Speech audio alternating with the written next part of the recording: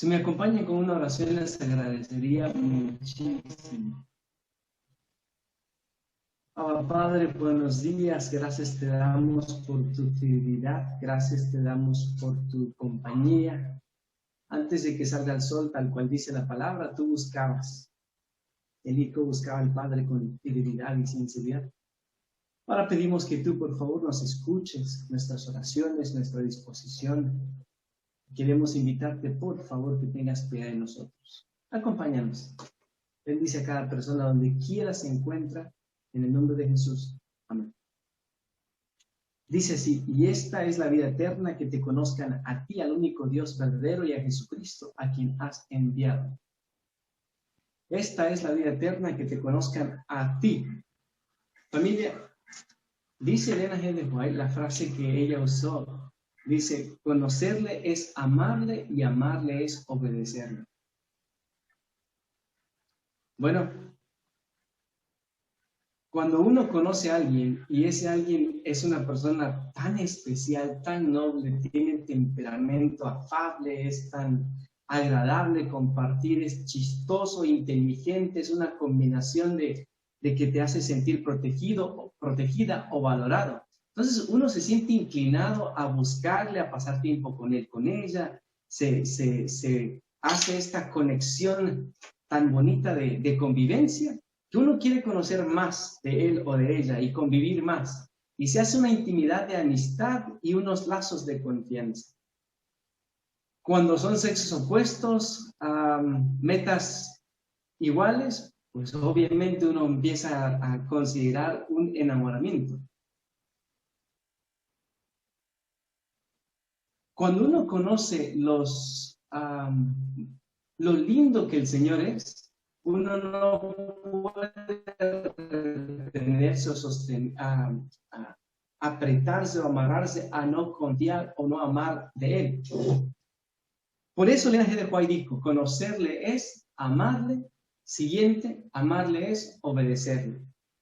Cuando uno dedica tiempo para conocer al Maestro, tiempo para buscarle y con sinceridad decirle: quisiera conocer, saber más de ti, quisiera cambiar, y estar ahí como la viejita pidiendo justicia, cada mañana buscarle, decir: Señor, necesito, quiero, busco, deseo. Obvio, algo tiene que pasar, algo va a suceder.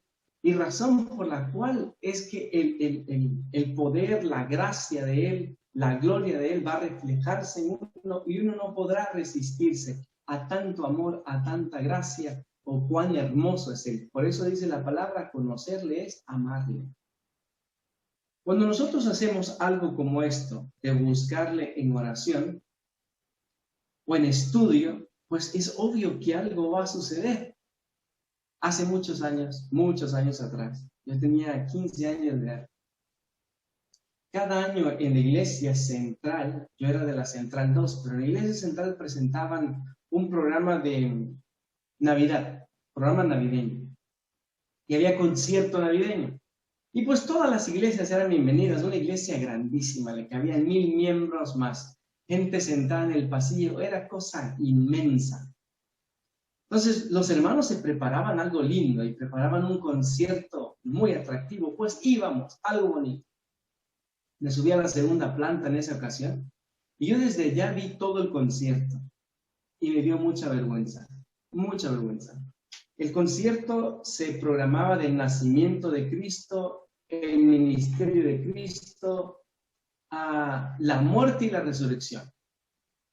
Y me dio vergüenza por la siguiente razón, familia. Yo dije: yo he sido adventista toda mi vida, desde niño, tenía 15 años.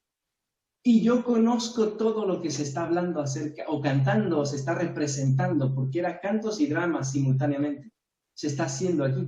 Lo entiendo, pero yo no conozco a Jesús. Yo conozco de Jesús, pero yo no conozco a Jesús.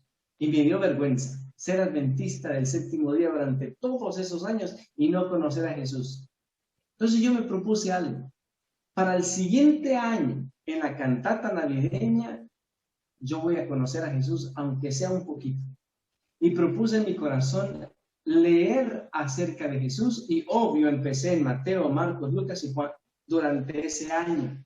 para el siguiente año yo sentarme y escuchar ese concierto y conocer acerca de las historias y las obras, el ministerio de Jesús, la muerte, la resurrección, pero también conocer por lo menos un poquito a Jesús.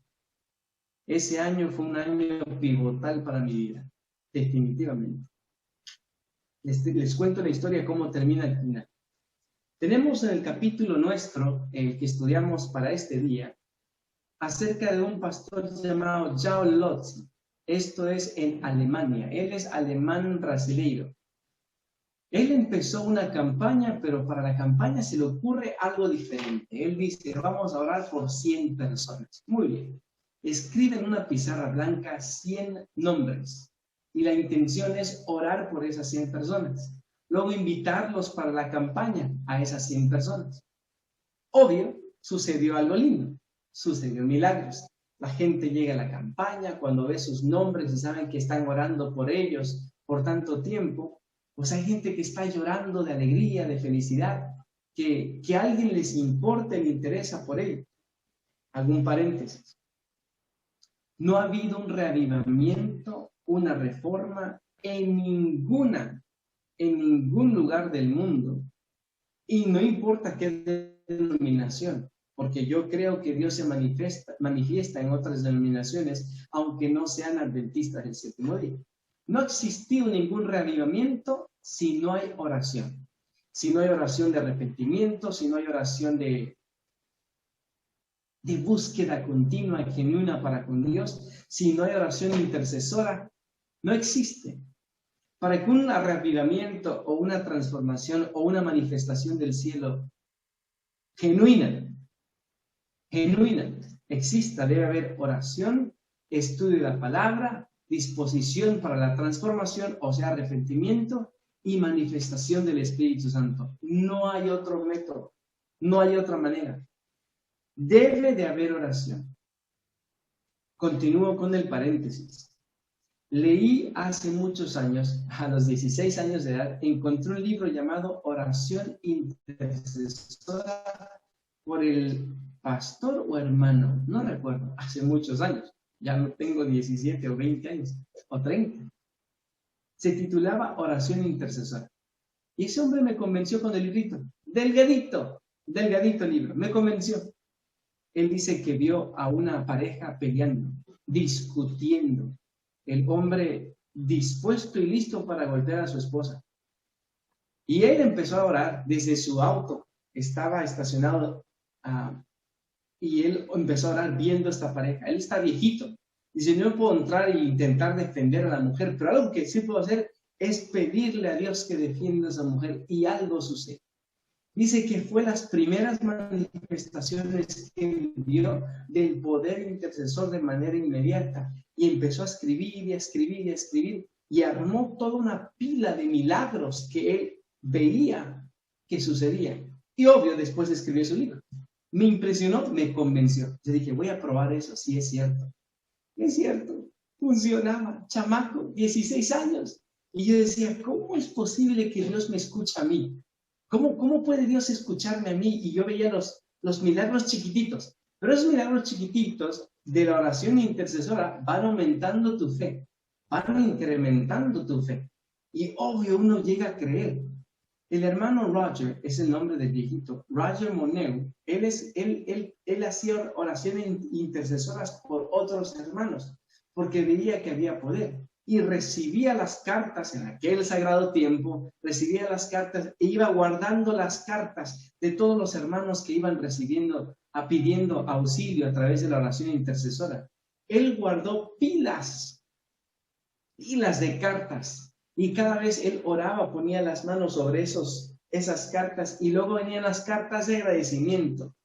Es que la oración intercesora tiene poder. 100 nombres en esta pizarra blanca. Obvio que va a haber un cambio. Dice en nuestro libro de estudio que se llenó, se apiló esta campaña de los nombres que están ahí, de las visitas que están ahí, y fue algo lindo. El problema es que no tenemos traductor.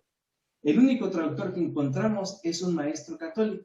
Él se hizo voluntario y está traduciendo, pero no está acostumbrado a traducir algo a la Biblia y simultáneo y hubieron problemas. Pues tenemos una solución. Vamos a orar. Empiezan a orar pidiendo un traductor. Encuentran a una hermana pentecostal que ella está acostumbrada a traducir sermones simultáneos. Otro cambio. Ella pide permiso para traer a su amiga. La amiga viene, se bautiza la traductora, el traductor, la amiga, y es una cosa bella, pero es que es claro, estamos orando por 40 días, estamos haciendo oración intercesora. Algo va a suceder. Dice el hermano Roger Moneo que Dios se ve no obligado, se ve invitado a hacer algo a favor de esas personas o de ese proyecto, porque Él dice, bueno, yo tengo que responder la oración de mi hija o de mi hijo que está orando. Aunque tú no quieras, decía Él, es mi responsabilidad hacer algo, porque Roger está orando por ti. Entonces, tendré que obrar. Si tú aceptas o no aceptas, está bien, respeto esa decisión. Pero tengo que interceder porque aquel está intercediendo. Qué bonito, el poder de la oración intercesora. Entonces, familia, allí está la gracia en la oración, en venir y estar dispuestos a buscar a Dios. Dice que fue el espacio que tenían, llenaba a 100 personas en ese templo. Se llenó el espacio. Algo tiene que suceder. En la Biblia tenemos nosotros, el número 40 es muy significativo. Y el más significativo de todos es cuando el bautismo del Espíritu Santo en el libro de Hechos. Tenemos 40 años, tenemos 40 días. Existe ese número en la Biblia, Antiguo y Nuevo Testamento. ¿Por qué nuestra iglesia lo tomó? Tenemos 40 días de reavivamiento. ¿Han escuchado ese programa? Hace años existe, años existe. En la iglesia los pastores lo promueven. Es importante. Si nosotros en 40 días, les cuento algo en el aspecto de la psicología. Estoy en esta rama y estudiando psicología hoy en día. Dice la psicología que para adquirir un mal hábito, 12 a 20 días de una acción repetitiva, uno puede adquirir un mal hábito. Decir malas palabras, escupir, adquirir el hábito malo del cigarro, 12 a 20 días. Para adquirir un buen hábito de 39 a 90 días. 39, ahí están 40. Frontera con 40. Cada mañana, a días, no se forma el buen hábito. El cerebro no es tan inteligente para decir, oh, esto es bueno, lo abrazo. El mal hábito, sí. Pero cuando estamos al 39, para el 40, ya se forma un buen hábito. 40 días. 39, una repetición constante, habitual, de un buen hábito. La lectura de la palabra, decir buenos días a la esposa o al esposo, hacer buenos hábitos, arreglar el asunto donde tiene que estar o como debe de ser. Buenos hábitos, 39 veces repetitivas, desde el concepto psicológico, la conducta humana. 40 días, al 40º día, ya viene a ser un hábito. Si nosotros buscamos de Jesús y le decimos, quiero conocerte, no te conozco. Y dice la palabra que conocerle es la vida eterna, que te conozcan a ti, al único Dios verdadero. Hay un pastor que promueve mucho el entender los atributos de Dios. Pero para entender los atributos de Dios, uno tiene que conocerle a través de la palabra. Es conceptos teológicos. ¿Cuál es la omnisapiencia? ¿Cuál es la omnipresencia? ¿Cuál es la misericordia? La combinación con la justicia que Dios tiene, que es un diferente medir que Él tiene como nosotros los seres humanos. Y todos estos conceptos hablamos acerca de la gracia del Señor. Al conocerle, nos va a impresionar. Pero el impresionarnos por el conocimiento que tenemos nos va a transformar. Estoy hablando acerca de los atributos desde el concepto teológico acerca del Dios verdadero. Perfecto. ¿Qué va a suceder a nosotros conocerle? Si seguimos la fórmula y creemos en la ecuación de Ellen G. White, conocerle es amarle y amarle es obedecerle. Pero para conocerle hay que pasar tiempo con él. Hay que dejarse impresionar por él. Hay que conocer los atributos. Entonces el cerebro cambia en 40 días. Cambia la manera en cómo procesar, cómo entender, cómo conocer al Señor. Y es obvio que van a suceder los milagros. Familia, no hay duda alguna que lo que estamos haciendo es de bendición y es de gracia. Dice más adelante, en el libro que nosotros estamos estudiando, que los 40, hay otra cita bíblica, permítame leerla, que está ahí, Romanos 8:9. Vamos, por favor. Romanos 8:9. Perdón, se fue la luz de una sección y me distrajo. Mas vosotros no vivís según la carne, sino según el Espíritu. Y si el Espíritu de Dios mora en vosotros, y si alguno no tiene el Espíritu de Cristo, no es de él. Esto lo leyó una de los miembros que llegaron a la campaña del libro que estamos leyendo, y se sintió grandemente impresionada. Si alguno no tiene el Espíritu de Cristo, no es de él. Les mencioné que para que exista una reforma, para que exista un reavivamiento, no hay manera, no hay ecuación en la cual nosotros saquemos la Biblia, saquemos el arrepentimiento genuino, saquemos la oración y saquemos al Espíritu Santo. Saca un elemento, con mucho respeto, voy a llamarle elemento a esto, saca un elemento de ello y ya no existe ninguna reforma, ni en Alemania, ni en Estados Unidos, que ya sucedió, ni en ninguna parte del mundo. No existe ninguna reforma. Y aquí esta hermanita encuentra esta cita bíblica muy fascinante, la cual dice, el Espíritu de Dios mora en vosotros, y si alguno no tiene el Espíritu de Cristo, no es de él. Para que uno conozca a Jesús, conocerle es amarle, y él es la fuente de vida eterna. Para que uno reciba el Espíritu Santo, no existe la forma o la manera si uno no pasa tiempo con él para conocer sus atributos, la forma en cómo él es o cómo él funciona con la relación de la humanidad o con la transformación del ser humano. No podemos tener ese conocimiento. Dicen los indios en el norte que la única forma en cómo uno puede conocer a alguien es comer 1 kilo, por lo menos 1 kilo de sal con él o con ella. ¿Y cómo comían los indios 1 kilo de sal? Bueno, se sentaban a comer, le invitaban a comer y le ponían 1 pizca o 2 pizcas de sal para su alimento. Comen y están platicando, conversando, conociéndose, se saludan, se respetan y lo envía a casa y el indio se queda en su casa.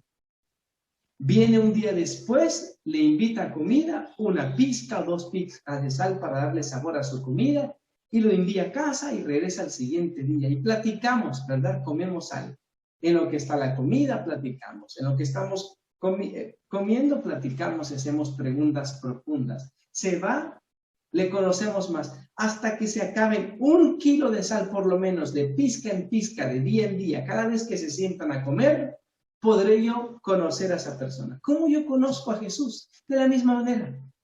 Comiendo con él, conversando con él, orando, conociéndole poco a poco hasta llegar un montón de sal, un montón de oraciones, un montón de lágrimas, por así decirlo, un montón de capítulos de la Escritura, por así decirlo. Entonces uno va impresionándose de sus atributos, va conociendo cómo él procesa, cómo es el reino de Dios versus cómo es aquí el mundo, cómo procesa él versus cómo proceso yo mis procesos mentales. Y obvio, eso me va a impresionar y poco a poco habrá una reforma, un cambio para gloria y honra del Señor.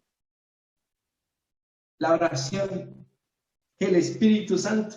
Aquel que no tiene el Espíritu Santo no le pertenece. ¿Y cómo uno recibe el Espíritu Santo? Dice la palabra del libro de Hechos.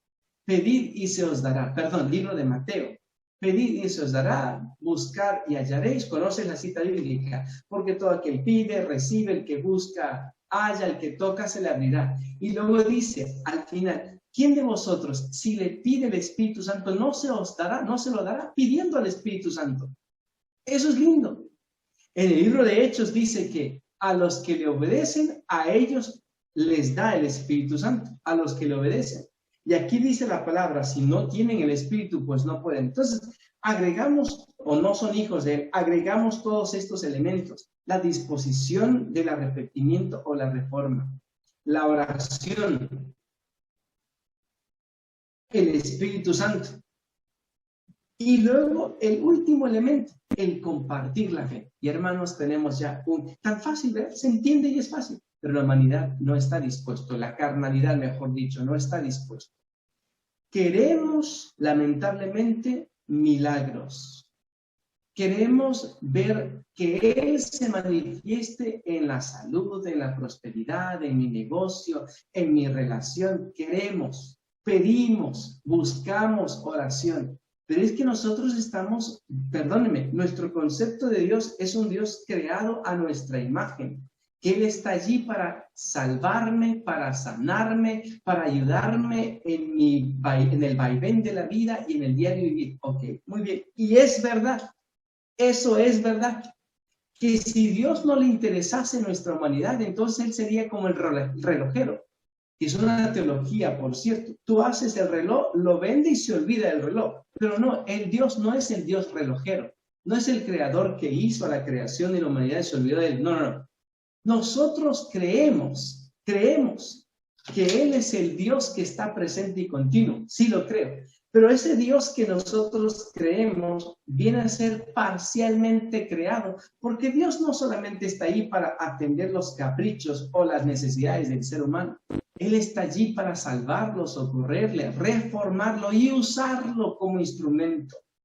Entonces uno debe estar no solamente dispuesto y en lágrimas para pedir cada vez que uno necesita ayuda, como un títere que jala uno de los hilos para decirle a su amo, hey, quiero mover la mano aquí o el pie aquí o irme en este rumbo, ¿qué tú opinas? No, uno tiene que estar también dispuesto a levantarse temprano, a romper con el novio, aguantarse como los machos y no contestarle a su mamá de una manera fea o desagradable, aguantarse y respetar al esposo, amar a la esposa, cuidar a la esposa. Eso no es fácil, pero eso te lo está pidiendo la palabra, te dice cómo debemos de conducirnos. Y es el mismo Dios al que le estoy pidiendo yo un gran favor con mi salud o un favor con esto, con otro. El mismo Dios te está diciendo a ti, por favor, hijo, ama a tu esposa. Por favor, esposa, respeta a tu marido, sométete a él. Por favor, hijo, el mismo Dios. Entonces es una relación recíproca, pero nosotros estamos siempre pidiendo de Él, tirando de Él, metiendo esas moneditas como una máquina de vending machine que pedimos C15 y te da una galleta, C12 y te da una soda, refresco. Dios no es así, Dios no es así. Entonces, la reforma es recíproca. Bueno, en realidad no, la reforma es: yo pido al cielo, el Señor llena el espacio y yo hago la reforma aquí en la tierra. Es la reforma. El avivamiento, Él hace el avivamiento a través del Espíritu Santo después de yo someterme a Él, a su voluntad y buscarle cada mañana. ¿Y cómo le busca? Pues hay sacrificio. ¿Cómo yo dejo ir el pecado? Pues hay sacrificio. ¿Cómo veo yo los cambios y el poder? Pues hay sacrificio desde este lado. Luego viene el poder del otro lado. ¿Recuerdas lo que dijo Elena G. de White? Y con esto termino.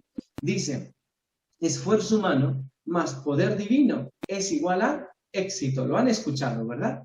Bueno, eso sucede en esa combinación entre el cielo y la tierra, ese abrazo que existe, esa unión y comunión que existe entre un ser humano y el Espíritu Santo. Y el Espíritu Santo viene, le bautiza y hay un cambio de 360 grados, como decía el librito que estudiamos, ¿verdad?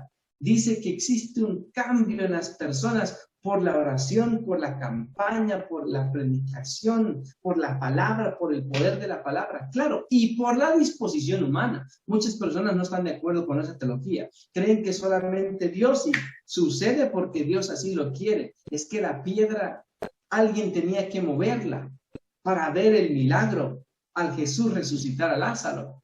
Jesús resucitó a Lázaro, pero alguien tenía que mover la piedra. Y él lo dijo, quitar la piedra.